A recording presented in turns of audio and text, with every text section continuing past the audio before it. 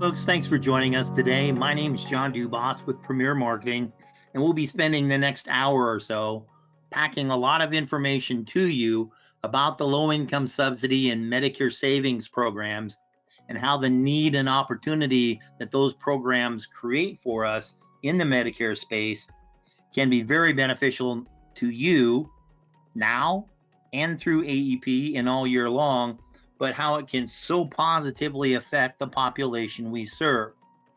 The statistics of the demographics of folks on Medicare will bear up why we really need to be aware of the opportunities and the basically obligations we have to our clients in offering information about these programs and how they can work to everyone's best accord. We want to make certain that you realize that today's presentation is being recorded, and that recording will be made available on our website at premiersmi.com, on our YouTube channel, and it, along with other information we reference through the course of the presentation, will be sent to everyone who expressed interest in today's program. You'll note in the software package there's a section that says both questions and chat. We ask that you put your questions in the questions box. We find that most of the time we cover them through the course of the presentation, but we will check to make certain that we get you the information that you need to speak credibly on this topic. As a bit of a level set for folks who aren't as familiar as to who Premier Marketing is, we are a national marketing organization founded in 1968. We're part of the Integrity Marketing Platform, licensed in all 50 states with offices across the country. We work through insurance agents such as yourself, independent agents and agencies, offering contracts at the highest possible commission levels with recruiting contracts available for the programs that we offer. We offer a full portfolio of products. So in addition to the Medicare programs, the Medicare Advantage, Medicare Supplement, and prescription drug programs, which are so affected by today's topic, we also offer a full portfolio of life insurance and annuity programs, final expense life insurance, pre-need plans, long and short-term care plans, disability income programs, and ancillary benefits, such as dental, vision, hearing, critical illness, cancer plans, hospital indemnity programs, accident plans, and even a telehealth program. When you look at the Medicare Advantage programs, the full portfolio of products of the national carriers are there for you, along with many of the strong regionals that can make a difference for you in your market. And that same philosophy carries over into the standalone prescription drug programs, where those PDP plans are available through our organization, many times with the same contract that you have for the Medicare Advantage plans.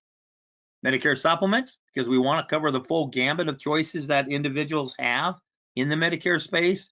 It's a large portfolio of programs with different support and marketing programs set up to help you be successful in this space. We want to make certain that we have the appropriate program for our beneficiaries, no matter what their background is, demographics that they bring to play, all the different things that make it a factor in someone's decision as to what might be the best coverage for them. And that includes ancillary products. So in each of those categories, you have the national leaders. These are great cross-selling opportunities. Obviously, there are also programs designed to fit a specific need and concern of our prospects, our book of business. We want to make certain that you have these available as well that we have. When we look at the Medicare market overall, if you look at it just based on age, you see a burgeoning market. You hear of the silver tsunami, the aging of the baby boomers, 1 every 10 seconds, 10,000 plus a day. But if you look at Medicare just based on age, it's not a true number, because we're seeing a number of folks that are eligible for Medicare benefits and are deferring access to those programs for one reason or another. Well, there's a little thing going on for the last year and a half, 2 years now, that has affected many people's decisions as to when they'll take Medicare, both, yep, I'm going to do it, or nope, I'm going to defer it and continue to work. And then you'll have other people that, well, there are a multitude of reasons why they're continuing to work, whatever it happens to be. This does lower that number of true Medicare beneficiaries that we visit with on the base programs. Those folks are still eligible for some of the ancillary benefits. but they're more than made up by that 15% of the Medicare population that's under the age of 65, accessing Medicare benefits because of disability. These programs are especially helpful for that population as well. We'll find that a lot of people who are disabled and on Medicare may be very limited income, much as what we see across the entire spectrum of the Medicare population, where 2/3 of the folks have 3+ chronic conditions. Means they're going to probably be on a number of medications. We need to positively affect that if we can. And you see some of the challenges they may have with income and assets. We want to make certain whatever we can do to help them with their financial responsibilities and taking care of themselves one way or another, we're helping to address that, both by the products we offer and also by being knowledgeable about the different assistance programs out there that can make such a huge difference in people's lives. Folks on Medicare have choices. They can actually decline the optional Part B should they choose to do so. Thankfully, most don't. Some of them will continue to self-insure for the shortfalls in that coverage on the medical portion of it, and then pick up the standalone Part D programs to help with their medications.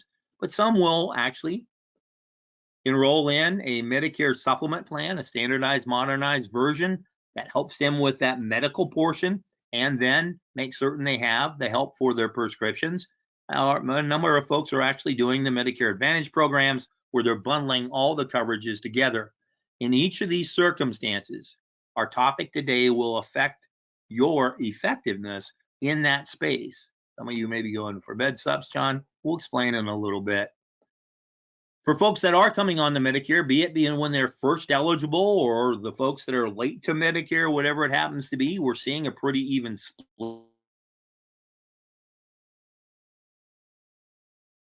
between Medicare Advantage and Medicare Supplement plans as the base coverage. We see a good portion of the Medicare population, though, that will be laid out, as Death Research says, as original Medicare only. However, that includes the dual beneficiaries, the folks that have both Medicare and Medicaid. It may affect folks that are accessing benefits through the VA.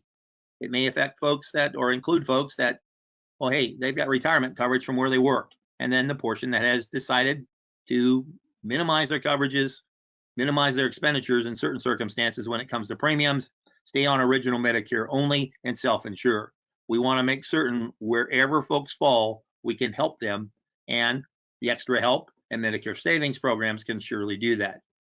Part of what we've got to do is be able to translate the information that is being sent to folks, both by other organizations, other individuals, and ourselves.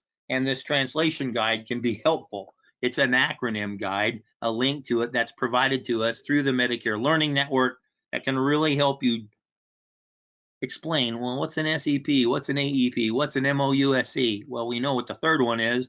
The first couple, yeah, we're pretty familiar with that too, but that doesn't mean the people we talk to understand what these acronyms are. And we need to make certain that in our sales presentations, we minimize the use of an acronym and speak to them about what is a special election period rather than SEPM. We want to make the comprehension of the benefits and the information we're sending to them as simple as possible. Because quite frankly, more than half the Medicare beneficiaries aren't comparing their coverages annually at this point in time anyway. Kaiser Family Foundation tells us that 57% of the population don't review or compare their coverages options, the options they have available each year. That's one of the reasons why knowing about low income subsidy and health plan choices can make such a difference, because folks aren't doing it for themselves. And that includes a number of the folks that are particularly vulnerable that really need our help. And even if the folks are investigating some of their options, they're having some challenges understanding it. And that's where we come into play, because, hey, the tools that are set up by the government, the Medicare.gov plan finder, they're not using it. They're not using some of the recorded material the government puts out on the website to help explain options, even if it's a version that speaks to how they can make Medicare more affordable. There's a ton of different really nice presentations out there. Some folks use them, the vast majority don't. So having a private system that can help distribute that information compliantly and on a basis where it can be effective, because we can follow up on it through the use of multiple quote engines, through a single sign-on, the different resources that are on there, the tools that are available to help us collect and score that scope, that 10-year requirement the government gives to us, and then compare the plans. You've got a ton of information here that's available. And because you are directly addressing the folks that need this information, you have that higher opportunity that they are actually reading and understanding the information we kick out to them.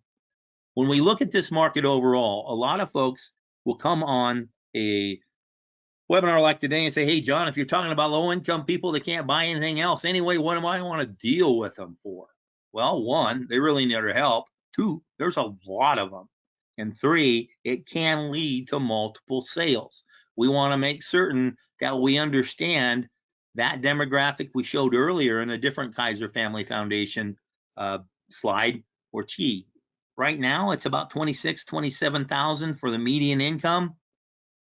That's half the population that if you don't address certain portions of the options they have available, you're missing out on a lot of business. And we don't want that to happen. We want to make certain that you understand eligibility based on the different assistance programs that they have in play and how that can help them down the road through the use of these programs and other plans that are set up directly aimed at this population. It also affects the annual election periods. There's a lot of talk right now. Hey, it's toward the end of September. Most folks have done a whole bunch of different certifications. They're aware of a lot of the 2022 benefits that come into play. So we're looking at facing the annual election period as well. But we have different programs available throughout the year that includes a lot of commonly used special election periods, the SEPs I keep referring to. These are some of the most common ones.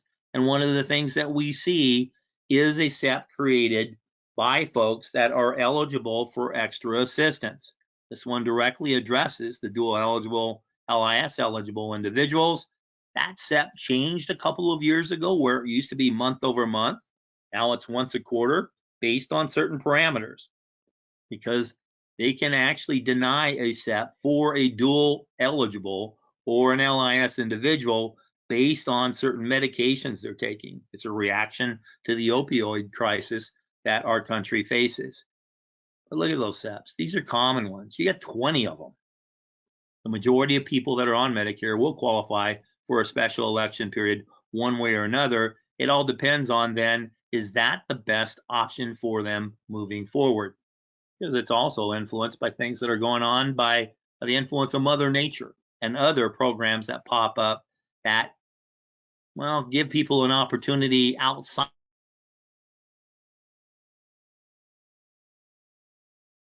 of those standard ones we talk about based on what Mother Nature does. And she can be pretty. We want to make certain then, too, that we're delivering this information in the manner that people need it to be delivered in order for it to be properly digested. With some folks, they're going to still insist on an in-person meeting. Many agents over the last year and a half have trained themselves to go nearly totally virtual. But we see now a number of folks, even though we have some of the variants popping up with the pandemic, that, well, we're essential industry. We can still see people face to face. We've got to do it in a fashion that doesn't endanger anyone, but having that ability to pivot back and forth. Because if you visit with someone in person and they give you the inevitable, I want to think about it, or whatever reason there may be for a delay in a decision, we can do some follow-up virtually and save ourselves a bunch of time, aggravation, and make certain that we accommodate everyone we need to during a hectic activity period such as AEP or on an ongoing basis throughout the rest of the year in order to make certain that we reach out and touch people appropriately because they've been trained to take the information electronically as well. Think about it. This whole time during a shutdown, you had doctor's office visits that were being done virtually, both primary care and specialists. A lot of the pre and post-op work in hospitals is done digitally. Dentists are on that gravy train. Well, hey, even faith-based organizations still continue to offer services online in a virtual basis. So folks have a greater understanding on how to access systems, and it gives us then the opportunity to basically walk down a path someone else has paved for us and utilize programs that can discuss these details in detail as much as what we're going to do today, and they have that information in front of them. So as we talk about the opportunities and the needs we have for knowledge about these programs, let's go into some greater detail.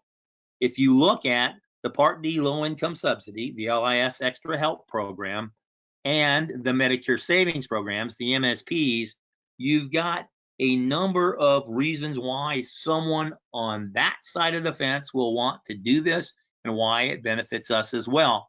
Because the use of these programs can maximize the plan benefits that they're already on and minimize some of the costs that are associated with the expenditures that are most common.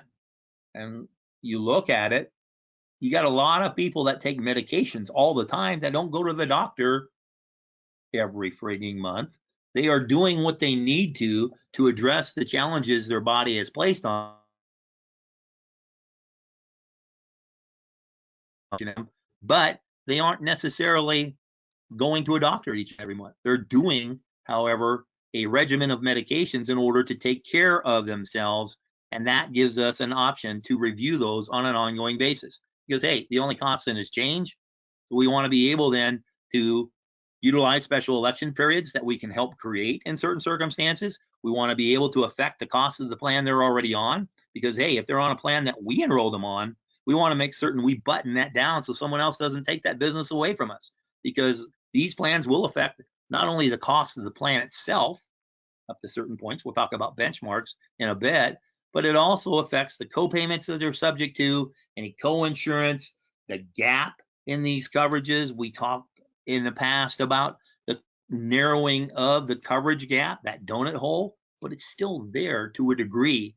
These programs can positively affect that coverage for them, and depending upon their qualifications and the medications they're taking, it can even affect that catastrophic coverage down the road.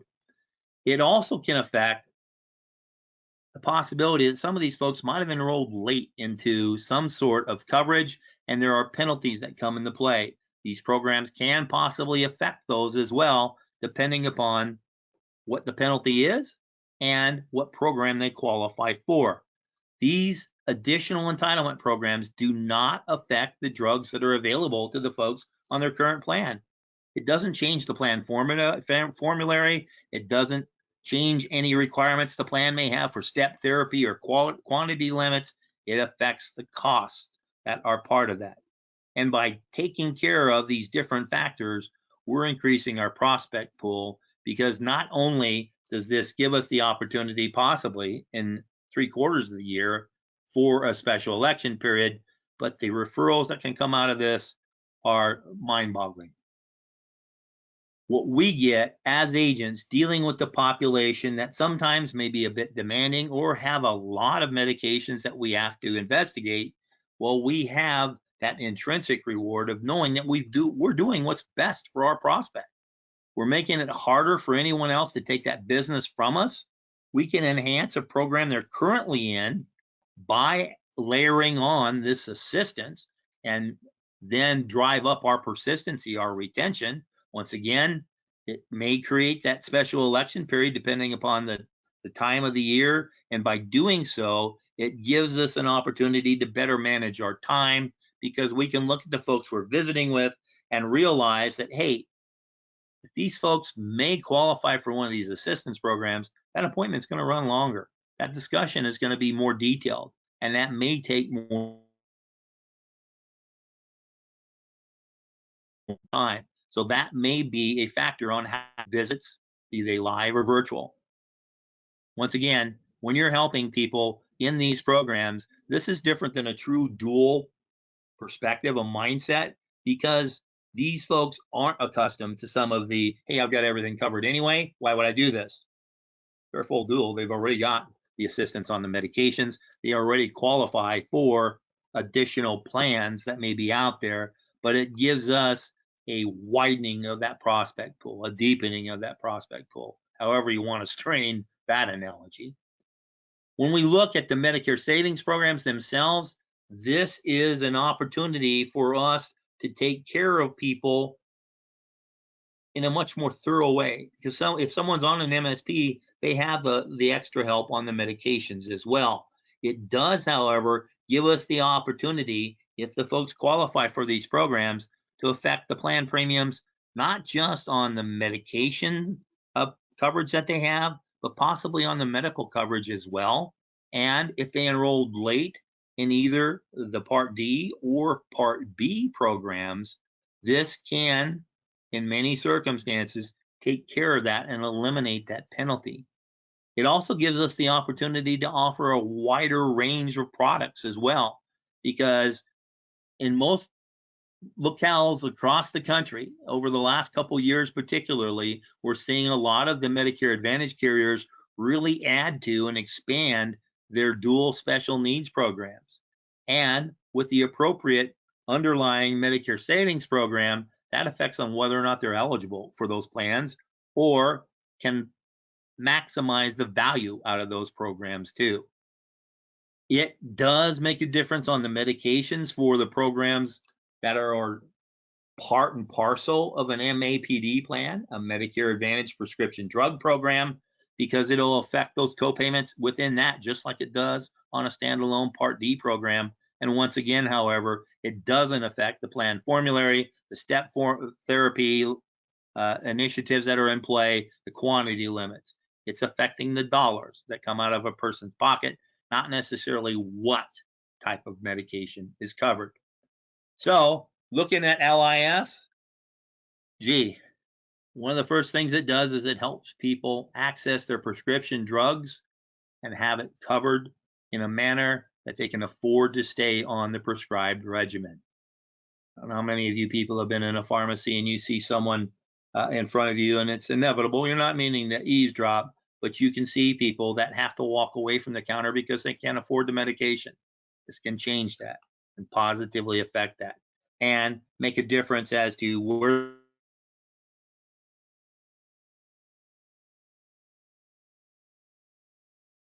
a person is in the progression of coverage, be it with a standalone PDP plan or within an MA plan, with the cost during the donut hole as well. I mentioned the waiving of the late enrollment fee penalty for the Part D if it applies, and that SEP, that special election period where we can help these people all year round.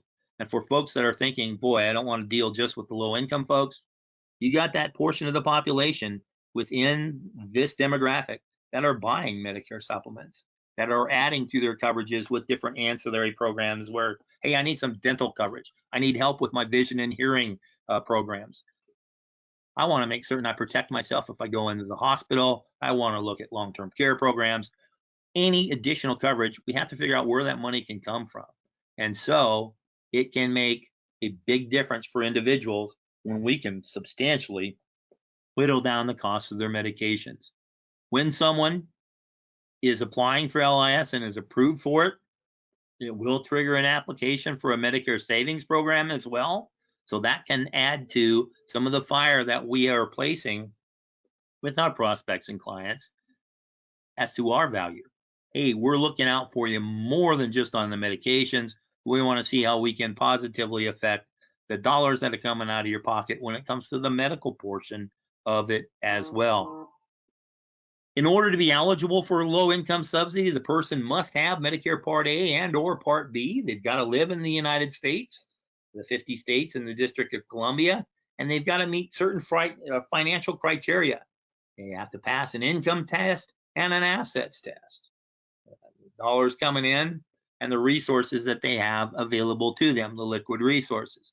Some folks are deemed eligible for this, where they automatically get this assistance because they're in another needs-based program. Could be Medicaid, could be one of the Medicare savings plans we'll talk about, and so they don't need to apply for LIS if they fall in one of those categories.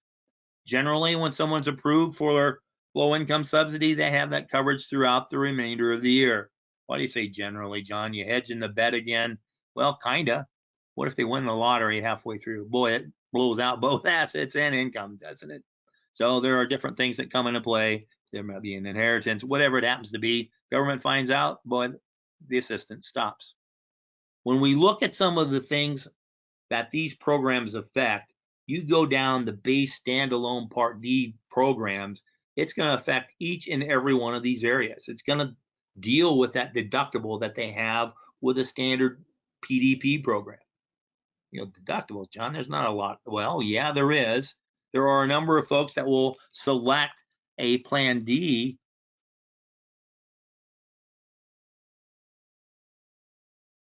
based just on the premium, not necessarily how the coverage works. And most of those really inexpensive Part D programs, those are the ones that have the deductibles, and it can affect that initial coverage limit too, where that out of pocket, and that can be really helped with the assistance for individuals from the low income subsidy programs. That's out of pocket.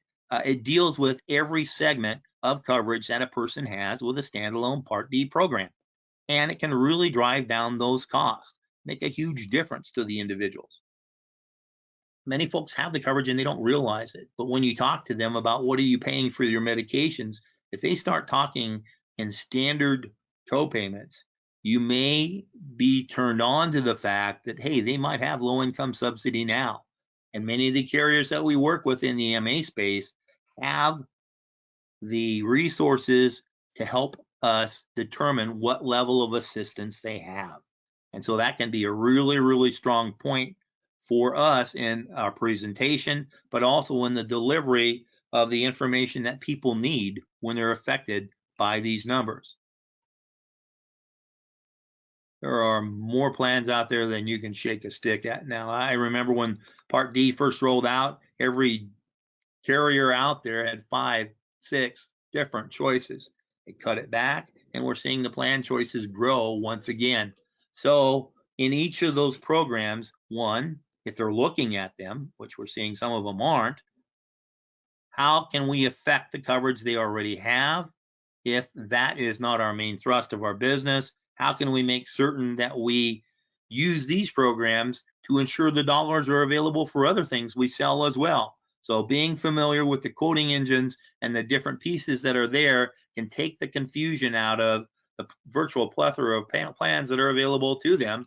And plus, you got to realize if they're not looking at things year over year, it's going to be costing them dollars because generally that monthly premium's been growing each and every year, and it's projected to do so once again for 2022.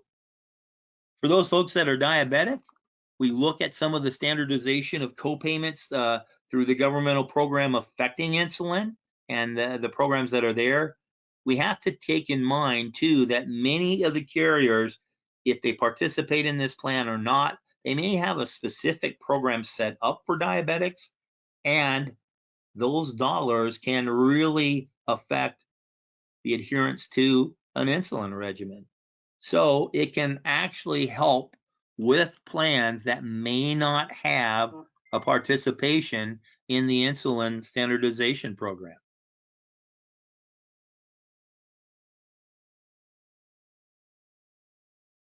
Once again, we also need to make certain that we look at the fact that this can help people with the movements within a plan.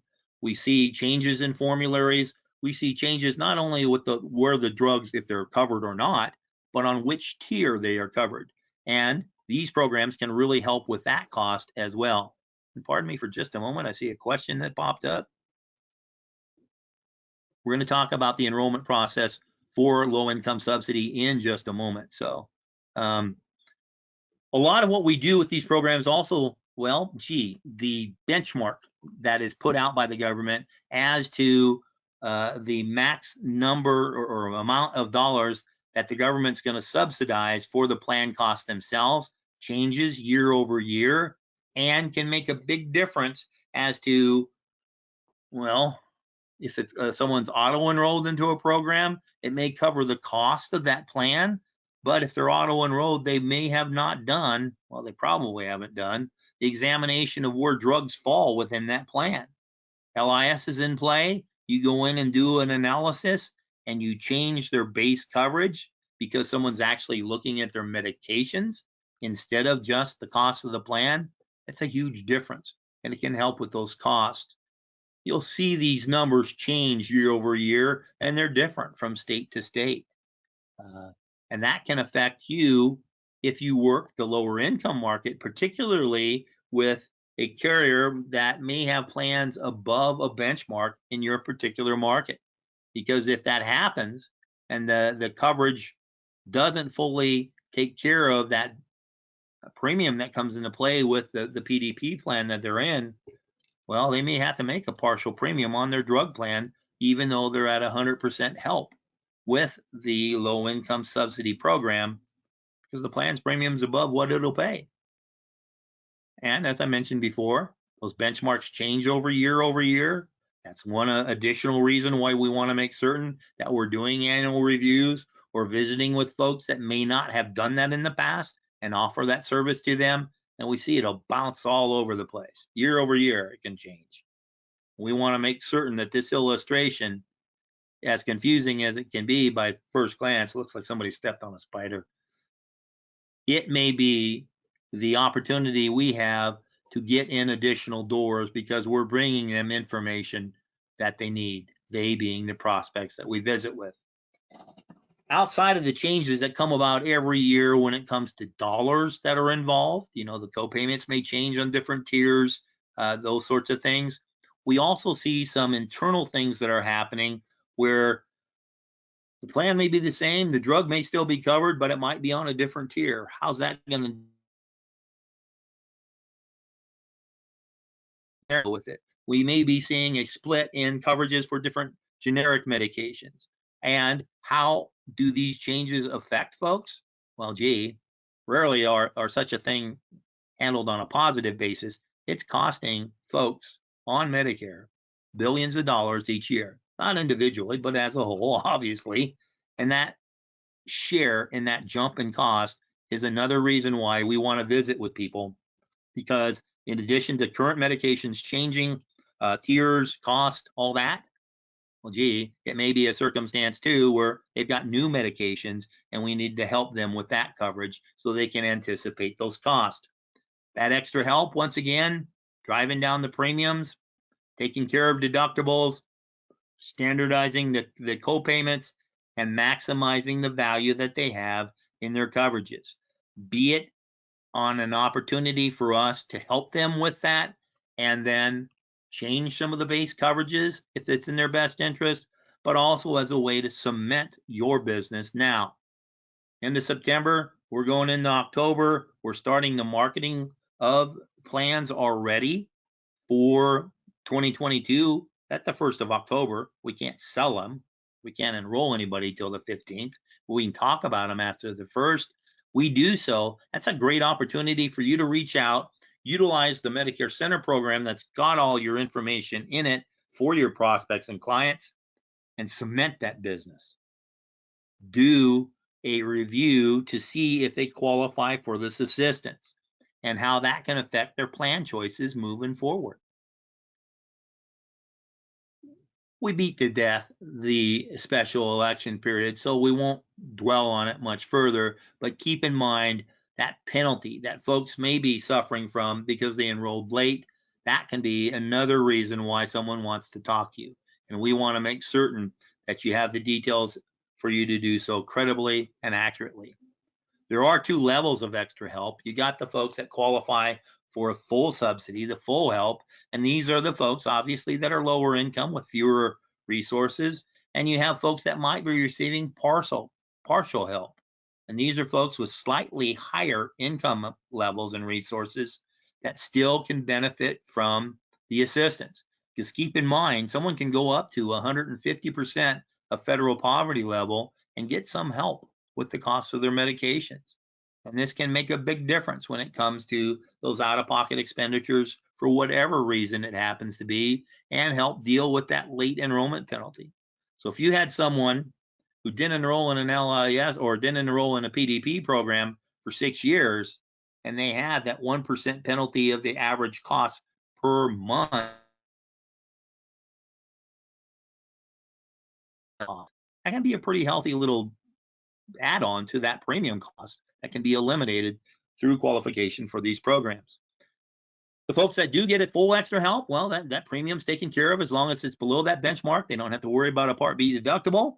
It standardizes their copayments and eliminates copayments once they reach that catastrophic limit, once they pass through the coverage gap, where those percentages can be, well, they're small percentages for the most part, but normally if someone's getting there, that means they're on some pretty expensive medications or quite a number of medications.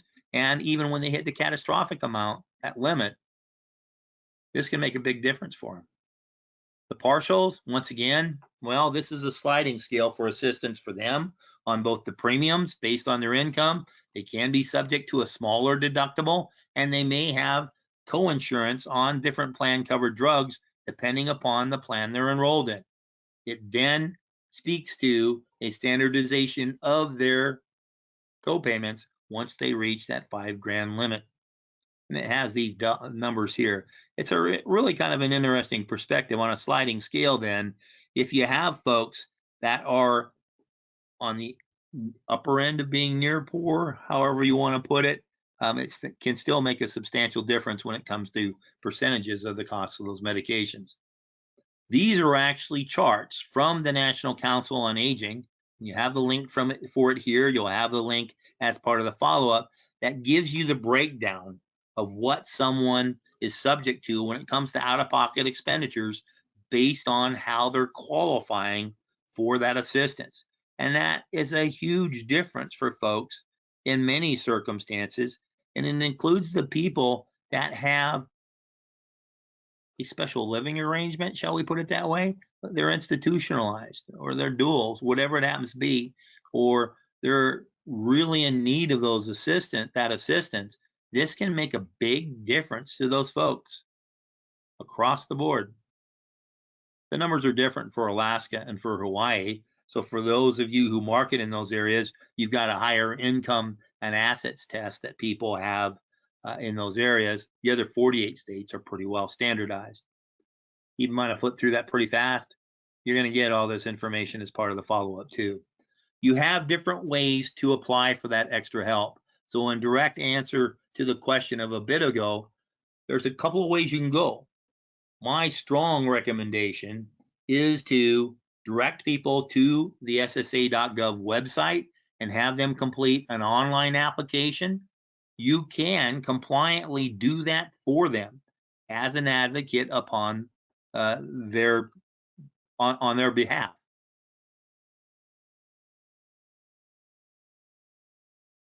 And you also have different programs that are out there for the individuals that are handled by the government, different sources that are out there, advocacy groups that do it yourself, and they can help through their process to get people qualified. You'll have caseworkers and different provider offices too that would help with this too.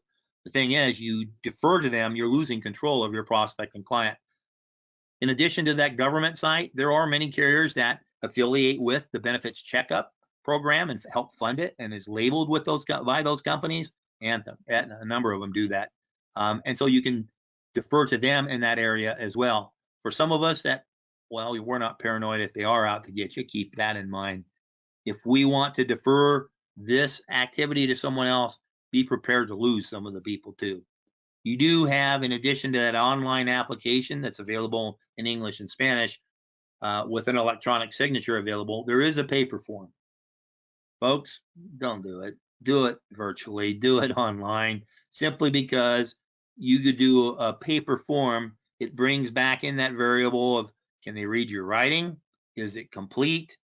It's going to delay the processing of that application. It takes longer because they got to plug in the information on their end. We've already done it if we've done it online. Social Security Administration will make a determination as to whether or not someone qualifies for this assistance, and they send them a decision letter. I talked about some of these other programs that can help people determine if they're open to that assistance. Keep in mind, you do it yourself, you know what's going to happen. You defer to others, you kind of lose control. The tips for these extras or applying for the extra help, keep in mind, once again, online is easier and faster. It won't allow an individual to submit an incomplete application. They can read the handwriting because there's no handwriting. It doesn't require any verifying documents. Social Security Administration will use federal records to verify answers. If a paper form is incomplete, they'll follow up via phone with applicants. Right. You know how long that'll take and what the delays that can bring about? Well, you don't have that challenge with online applications because they can't be submitted until it's complete. And that form, even though it itself is available in English and Spanish, instruction sheets are available in 15 languages. So you can help people across the board that way as well. So we have that opportunity to go online and take care of it through socialsecurity.gov. That's the paper form. Sometimes we can use that paper form, fill out the information we need, and then complete it online for the individual as their advocate down the road. This is a sample of the letter that's been sent in the past, and it speaks to the approval or denial of those extra benefits to the applicant, normally within a 2-week business day cycle. These are some reference materials that are available to you. These links are being sent to you. We're not going to belabor the point here, but there's a ton of information out there. If you want to immerse yourself into the topic further, it can really help you be smoother in your presentation, obviously, and you're pulling information from third parties that give you that credibility that's necessary when you start talking to people about the detail you have in these applications when it comes to their money. Medicare savings programs. Well, these are programs that are very strongly affected by LIS as well, because of the folks that are receiving that assistance, almost 40% of them are in an integrated MAPD plan. They're in a Medicare Advantage program that has the prescription drug coverage.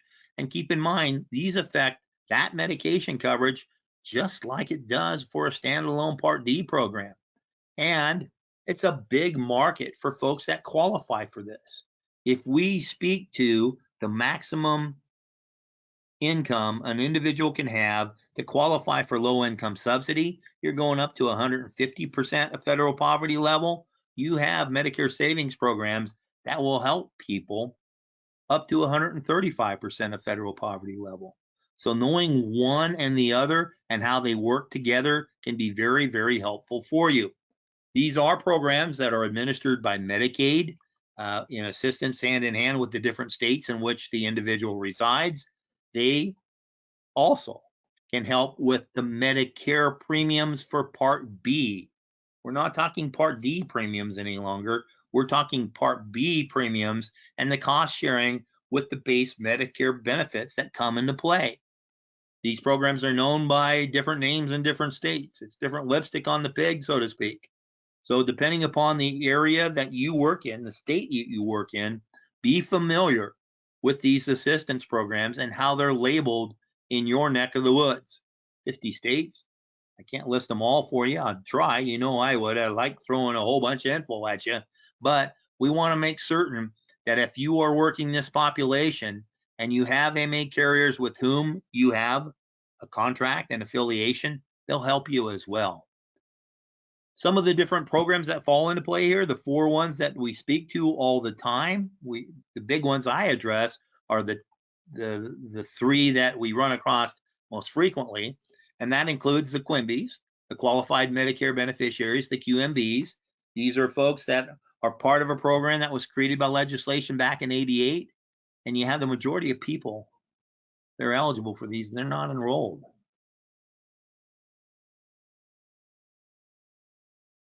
For one reason or another. We'll have the specified low-income Medicare beneficiary, the SLMBs, the SLIMBs, and the QI1s, the qualified individual ones.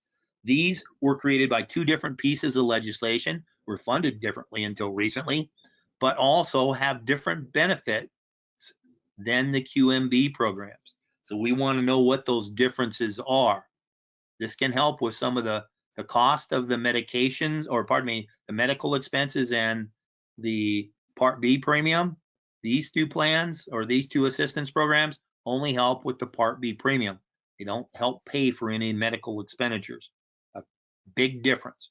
So if we go above 100% of federal poverty level, we're going to get them a bump of that Part B premium in their Social Security check. But if they're of lower income, it's of even higher value to those individuals. For folks to be eligible for a Medicare savings program, they got to have Medicare Part A. They've got to meet those income and assets tests that we referred to in the past. You have 8 states that have eliminated the assets test, though. So if you're working one market and someone moves in from one of these states, they may not qualify for the assistance in their new home where they had it in their old because of the assets test. These are applications that are generally submitted through local Medicaid agencies. Many times social workers are housed in Social Security offices and help people with this. We know what happened when the Social Security offices closed. A lot of this assistance wasn't there any longer, and trying to reach someone on the telephone sometimes is a, well, act of God in a manner of speaking. So our role, or the importance of our role, has grown even further, because these all are also something that where the eligibility is predetermined each year. The things folks get for an MSP, well, it eliminates a Part B late enrollment penalty. And that's waived for the folks that qualify for QMB, SLMB, and QI, in addition to the full Medicaid folks. And unlike some of the other programs we see for folks that are active in the long-term care arena, these are programs where there's no estate recovery that comes into play, where there may be for a nursing home or long-term care facility. And these are folks that automatically get that assistance with their medications. So if they qualify for an MSP, they've got LIS, and they have it ASAP, PDQ, and everything else we can throw at people with an acronym. But it's part and parcel of this system and the assistance available through a Medicare savings program. These are, once again, administered by the government, hand in hand with some of the states that come into play. You also see, once again, how that can affect the dollars that comes out of a household. And that can make a huge difference to the folks, particularly that they need help in other areas as well. And we want to make certain that they have the dollars available to do it and still put food on the table. These are charts similar to what we saw for the low income subsidy, and they lay out the dollars that are involved and what benefits come into play by that qualification in that program. And they change year over year. We see a lot of these numbers that used to be April they rolled out. We're seeing them early in March now. Varies according to the states, kind of like what we saw with the low income subsidy, where the continental 48 are, well, they're the same income and assets. You see some differentiation when you go into Alaska and Hawaii. You have a bit of a marital penalty here too. So it's not a doubling of assets if there's a husband or wife. It's an increase in that assets test, that resources test, but not a true doubling of it. It goes into all of the extra MSP programs we don't see as frequently, particularly the qualified disability, disabled working individual. These tend to be people that are under the age of 65 and are going back into the workforce. Different numbers come into play there. I've been doing this for 35 years now. Oh, Lord, I'm old. I rarely have ever run across someone that fits that qualification. Doesn't mean you won't, but hey, this is some of the detail by state as to what those are when it comes to the numbers that are laid out, and will give you some idea as to what's the color of lipstick on the pig in the state of Alaska. Well, it's going to tell you what it is. So you have that detail there too, across the country, and how those dollars come into play. I like this slide simply because excluded assets include one house and one car, doesn't matter the value. And we'll see some folks go into a household where the person may not meet the assets test, but their car is 2 steps away from the junkyard. Taking the dollars out of the monies that are available and getting a better car or improving on the house, that's one way, one of the few ways someone can use available dollars to pare down the assets to pass the test and improve their circumstances there. You also run across different Medicare, Medicaid demonstration programs available in certain states. This can basically change some of your approach in those areas and you need to be aware of it if you reside in one of those states. In the state of Texas, it's called Star Plus. So this is a managed care program for Medicaid, but you also have the Star Plus dual program where if a person's in that, you've lost a prospect, basically. May be good for them in most circumstances, but it's something you need to be aware of when you deal with this population. So we've got all this wonderful benefits and what is available. Goodness gracious, why isn't everybody who qualifies this in it? Well, some of it is they don't know about it. That's part of our mission as well. We spread the gospel of the benefits they have by enrolling in an extra help program or the Medicare savings programs. They don't know about it. And for many folks, it's a bit of a challenge to complete the applications even. The paper application in the state of Texas in the past was 14 pages long. And boy, that font was small even for my eyes. Well, I'm now closer to qualification than I used to be, but if folks wanted help with it, in many cases, because of the demographic they're in, they had challenges getting somewhere to get help. During the pandemic, having someone available to do that, even if they were able to get to a Social Security office when it was closed. So, how do we deal with that? We can help. It also entails a number of folks who place this in a circumstance of where it's a misplaced social stigma. And the folks say, oh, I'm on welfare. I don't want to be on the government dole. We've got a proud generation here. And making certain that we don't speak to this is welfare or straight Medicaid. We talk to them about extra help, low income subsidy, the Medicare savings programs. We speak to them without insulting them and alleviate that fear. So when someone wants help or you feel they may qualify for that, how can you aid that process? Well, if you have contacts in the Social Security office, or if you don't, it's a great way to start them.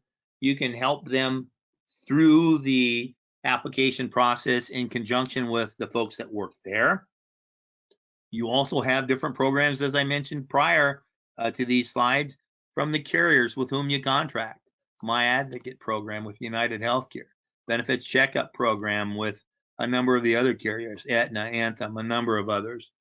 They can help you help these people. You can leverage that asset, or you can go through it and basically help them through the application process yourself. It's important, particularly if you work the lower income market and are aware of the proliferation of the dual special needs plans. Because in order for someone to be eligible for that SNP plan, that special needs plan, they've got to have A and B. They got to qualify for this assistance. And in order to get the maximum value out of these special needs plans,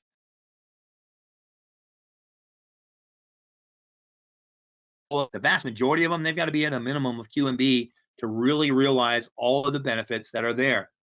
They have to live in the service area where the DSNP is available.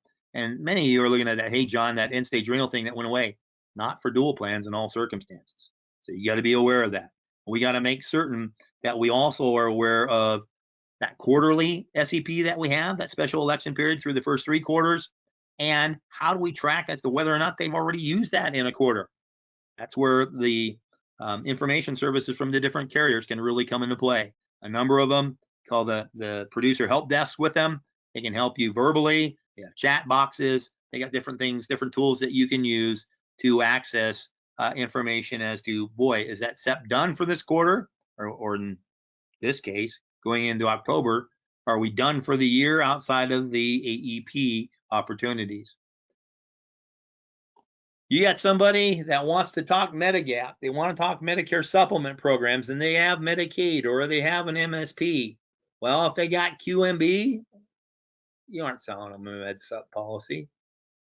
You have an opportunity for folks that have a Medigap policy now that may have experienced a loss in income. They may have qualified for the assistance based on assets in the past, but their income was too high.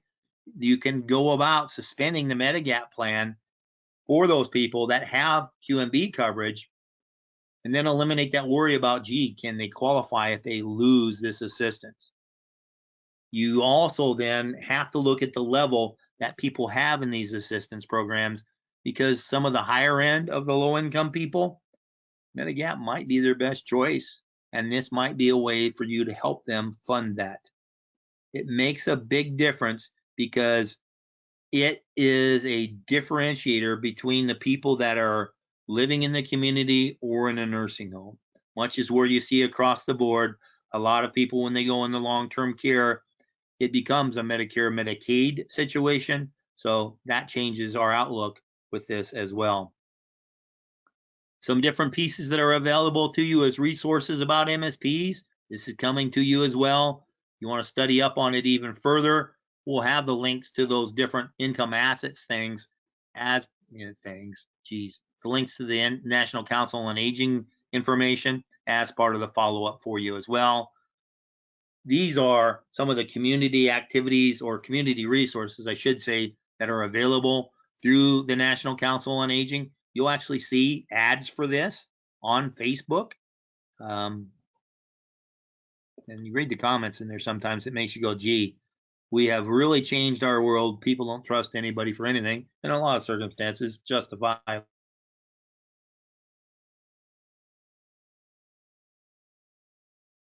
benefits. So, but these can be really helpful, and they can go into addition between to help with the medications and the healthcare numbers.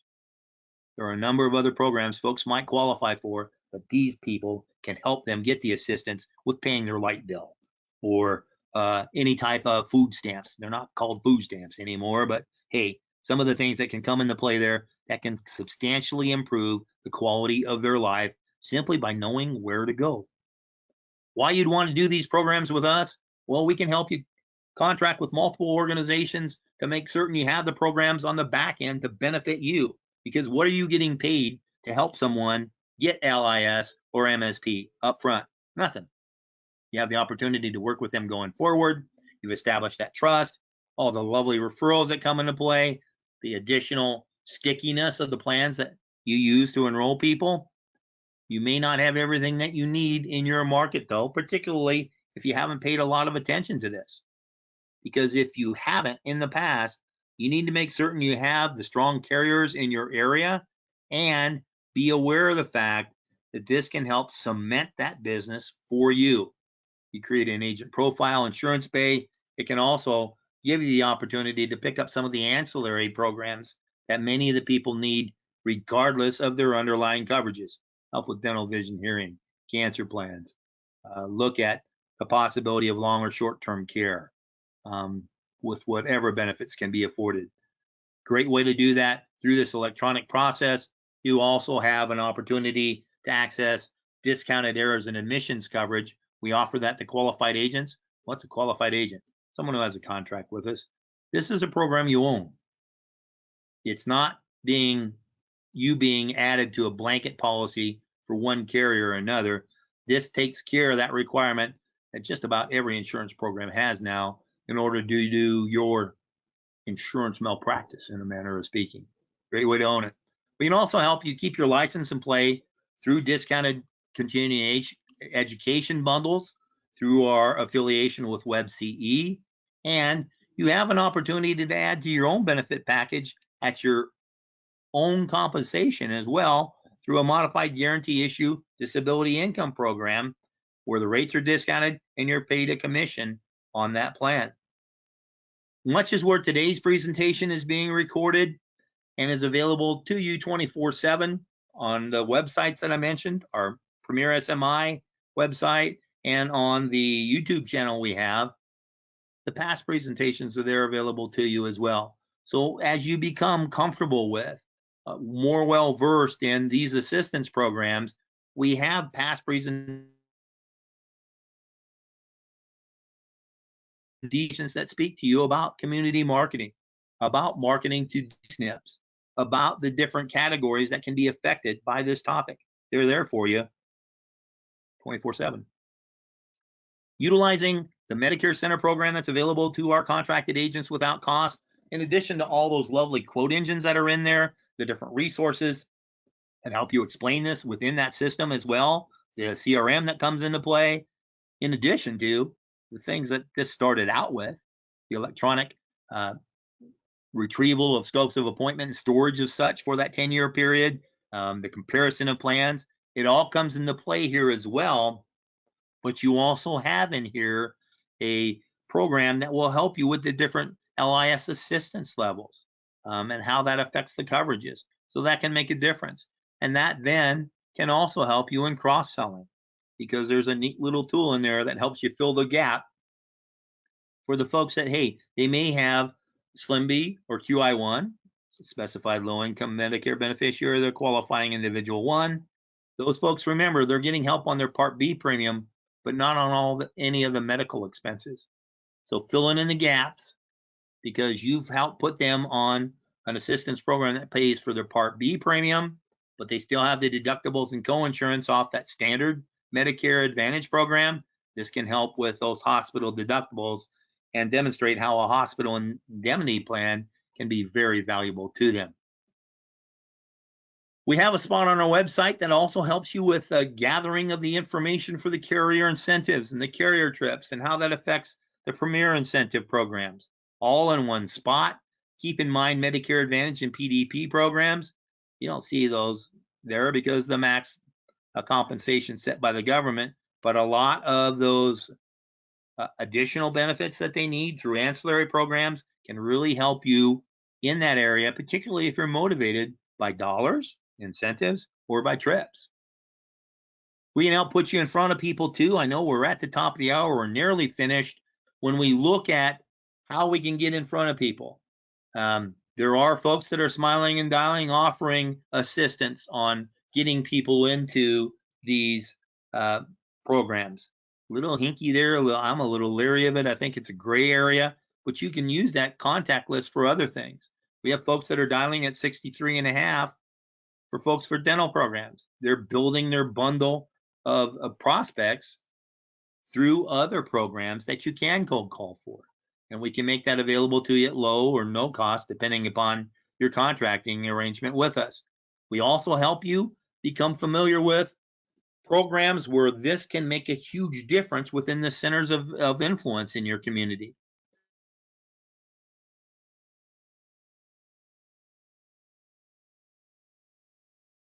Programs for folks that are in retail marketing, you're dealing with Walmart or any of the programs that are laid out there by the different carrier assistance programs, and how you can leverage that to deepen your relationship, not just with the prospects that you encounter in those locations, but with the people that work in a pharmacy. Man, the look on a pharmacist, it's been about a year and a half now, where there was a lady up to the counter and she couldn't afford her medications. The look of pain in this guy's face. Hey, if we can help alleviate that across the board, not just for the prospect, for the folks that are looking to serve them, it can make a huge difference. It's a great topic too for webinars and seminars, particularly if you're active in the faith-based or opportunities that are out there, the communities where people are accessing benefits through their church, their synagogue, their mosque, whatever it happens to be, their temple. They'll respond to outreach from those organizations that they won't through direct mail, TV, no matter what Joe Namath or Kelsey Grammer or Danny Glover or whomever else says.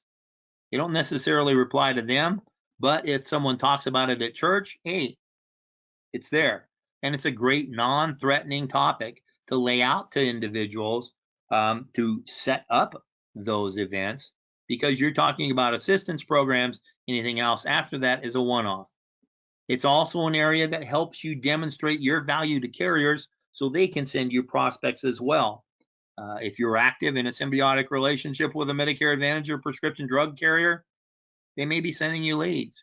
We want to make certain that you can maximize the value of those leads, put them in a program, dancing with the one that brought you, so to speak, and making certain that that works for them because you're eliminating deductibles and coinsurance through the use of these plans. We do also have internet lead programs, direct mail support, and a bunch of talking points on how to maximize your referrals no matter where you're getting your leads from. That direct mail, two types of programs. One for health programs, so the base medical and these ancillary programs, and then another one you can qualify for through the sales of final expense. We do so through vetted lead vendors. Each of them offer a CRM for you, so you have immediate response to your direct mail. You're directing what's going out, where it's going, and making certain that that all stays compliant for you. If you just need to plug some holes in your calendar, or you can't afford the dollars up front necessarily, even with the assistance through production based, we have programs available to you that can help you with the mail response. You're buying a response that comes back through the mail, through these companies, and it's untouched, pretty hot. A great way for you to plug in some leads there at a very reasonable rate. The internet leads are based through Facebook. We've got a program set up for Final Expense and another one for Medicare. If you like that, keep in mind if someone's responding to something on the internet with you, they're probably responding to other people as well. This is something that really requires a quick turnaround in order to make certain that you're the one they deal with, because they might be talking to other people as well. It's also, once again, a great way for you to engage your book of business, going back and cementing the business that you have in play as well. If you're doing regular communications with your folks through a newsletter or some other means, it's a way to speak to them about the availability of these programs. Keep in mind, one of the reasons why a lot of folks that qualify for these aren't in them, they don't know about it. Spread the gospel, it can help you. All this said and done, we go through all this detail because we want your business as well. We want the numbers to work for you, and we're asking for your business. It's a great part to have it as part of your personal marketing plan. For those of you who don't delve into this in any great detail, having the material to reference can make a big difference to you as well as to whether or not you get a sale or if it goes someplace else. And it's something you can engage immediately. You don't have to wait to put it in play. So all that said and done, I'm going to check for questions really quickly and make certain that we covered what was there. 3 questions, yep, handled as part of the process here. You can reach us at Premier at 1-800-365-8208. If you're working with a marketer within our organization now, they'll get you the details on this program. If you're not, we'll set you up with a subject matter expert to do so. And you can reach us at premiersmi.com as well. Keep in mind, you will be receiving an email with some of this documentation as well, so you can respond to that too if you want us to make certain that we answer all the questions you might have before we have an opportunity to reach out and speak with you. So all that said and done, ran a little long, my apologies for that, but I want to thank you for the investment of your time today. If you've done business with us in the past, I thank you for that business. If you're looking forward to doing business with in the future, I like that too. Thank you. We appreciate that. We look forward to the opportunity of speaking with you again. And until that time, we wish you good selling. Thanks so very much. We'll talk to you soon.